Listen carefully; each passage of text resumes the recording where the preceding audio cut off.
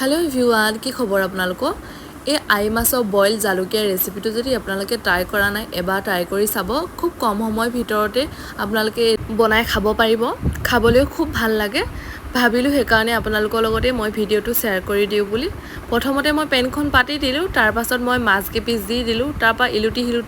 কৰি দিলো তাৰ পাছত এতিয়া মই পানী দি দিছো লগতে কেঁচা জলকীয়া আৰু কেঁচা বিলাহী ফালি পিনি দি দিছো এখিনি প্ৰায় 5 মিনিট মান হ'বলৈ দিলো এয়া উতল আহিবলৈ আৰম্ভ কৰিলে এতিয়া মই দি দিছো আদা নহৰু থেতেলিয়াই লোৱা তাতে অকমান দি দিছো আদা নহৰুটো কিন্তু বহুত বেছি ইম্পৰ্টেন্ট আপোনালোকে আদা নহৰুটো দিবই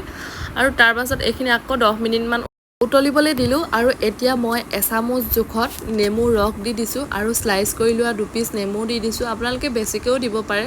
যেহেতু বেছিকে দিলে অকমান তিতা ভাৱটো আহিব সেই কাৰণে মই দুপিসে দিছো আৰু এখিনি আকৌ লাহে লাহে লৰাই দিছো যাতে ভাগি না যায় আকৌ অলপ টাইমৰ কাৰণে মই এখিনি ঢাকি থৈ দিম পানী